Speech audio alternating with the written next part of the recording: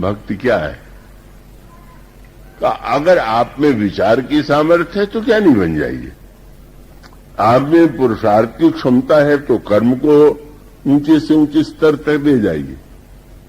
तो अगर आपको जब ये लगने लगे कि नहीं, सब होते हुए भी हम में बहुत कुछ नहीं है, कमी है, और यह कमी बिना भगवान की कृपा से नहीं पूरी हो सकती। ये जो अनुभूति भक्ति का उदय जो होता है, अपने में अभाव देख करके होता है।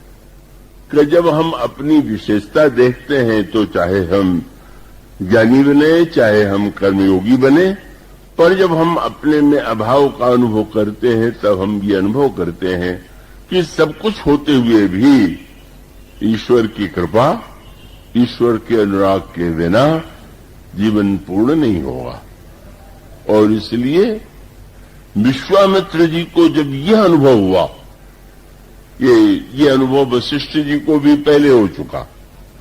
वशिष्ठ जी भी जो कल आप में से जो रहे होंगे, किसी कारण से लोग प्रारंभ के दिन से नहीं आ पाते हैं, तो विश्वामित्र जी ने तो वशिष्ठ जी ने भी श्री राम से क्या मांगा? महान ब्रह्मर्षि है, सब कुछ होते हुए भी भगवान राम से वरदान अंतिम में जो मांगते हैं, अंतिम जो संवाद है वो है नाथ।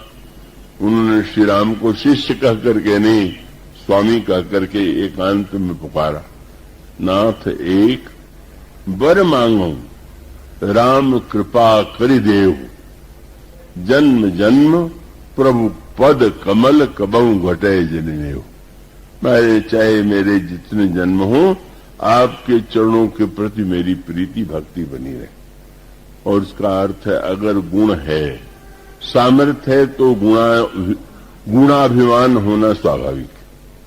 असंभव है, आप में विशेषता हो और ये ज्ञात हो कि आप में है, तो अभिमान तो निश्चित रूप से घूम फिर करके व्यक्ति के जीवन में आता ही है।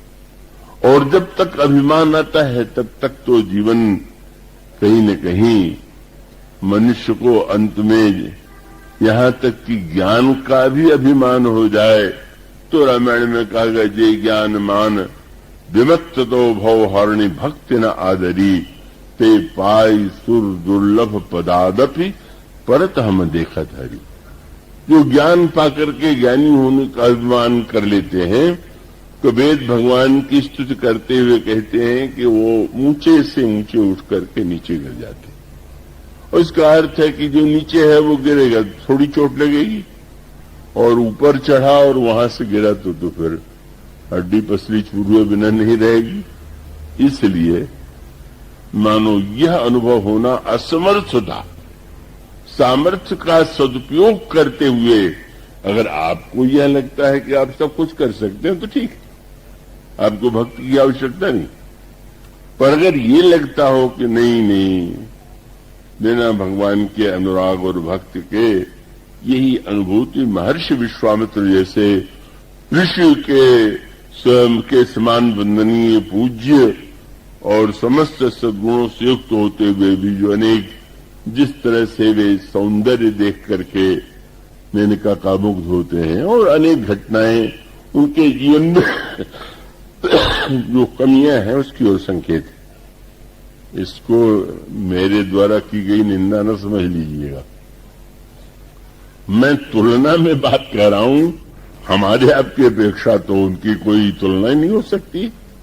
तो इसका अभिप्राय कि जो परिपूर्ण जीवन का आदर्श है उसके आधार पर उनमें भी कमी, और फिर वो धन्यता आती है।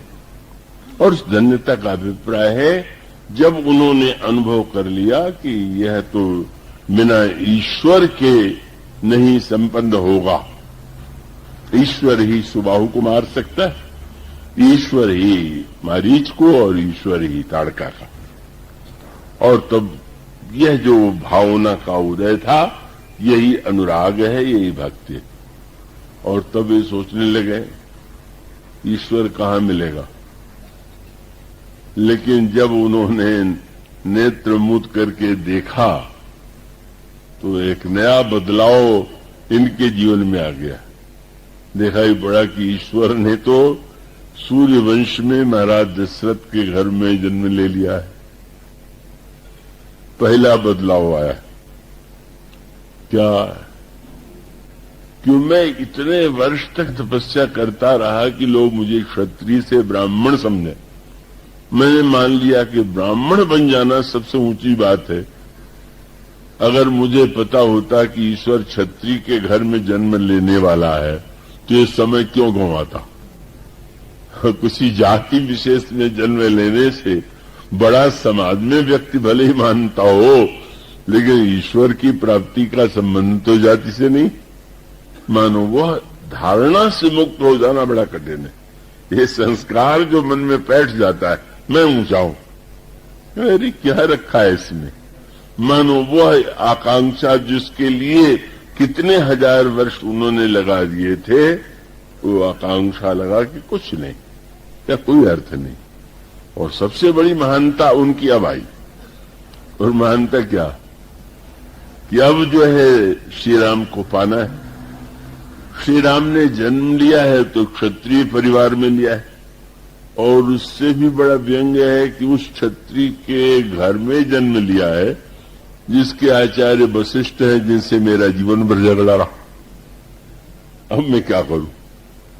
हो सकते थे नहीं, मैं वशिष्ठ के यजमान के घर में जाऊंगा। ना ना ना, ना। अगर धन्य है वशिष्ठ, ये मिलन हो गया। वशिष्ठ और विश्वामित्र मिल गए श्री राम के केंद्र में। तो वशिष्ठ का नहीं, मैंने इतने दिनों तक भले ही मेरा उनसे विरोध रहा हो, लेकिन अगर वो ऐसे कुल के कुल गुरु बने कि जहां ईश्वर ने अवतार लिया तो वहां पर कोई आवश्यकता नहीं, कोई द्वेष नहीं, कोई विरोध नहीं। यही ऊंचा से ऊंचा त्याग अब आया कि अब झगड़ा बहुत पुराना था, लेकिन कुछ नहीं, बिना संकोच के भी जाते हैं।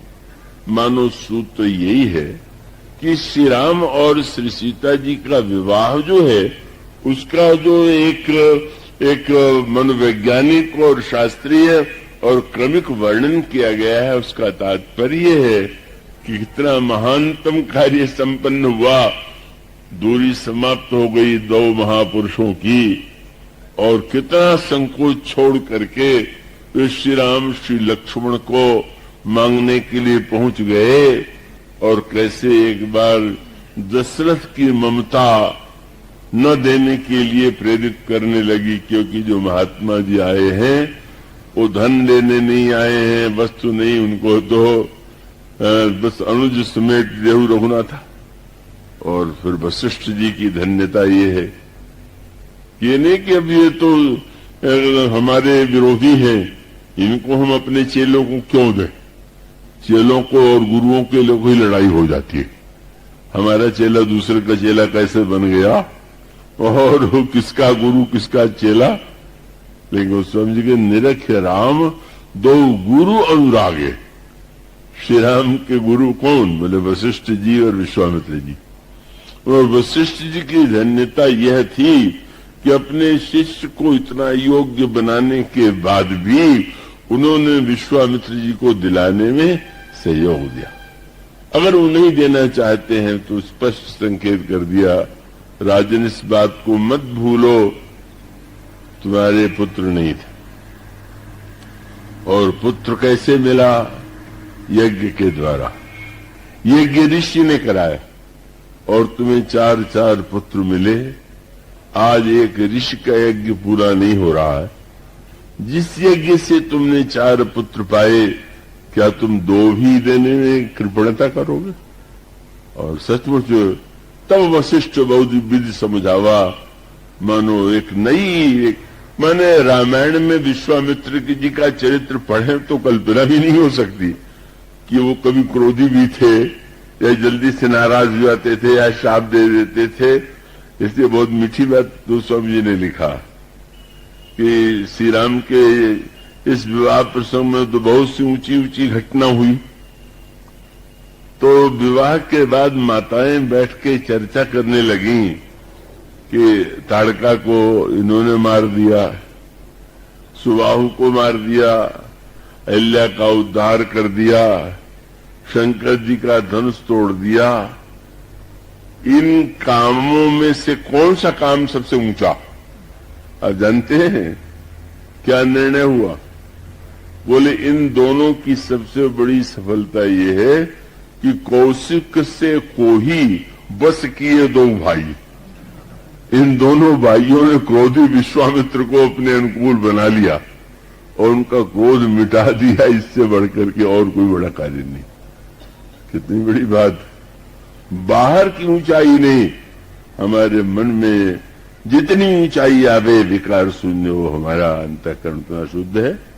तो मानो सीता जी और श्री राम का विवाह केवल साधारण विवाह ही नहीं है, उसमें हमारे सबके जीवन को कैसे एक दिशा दी गई है, इसकी चर्चा की गई है। इसके बाद की चर्चा कल करेंगे। आज इतना है। बोलिए सियाव।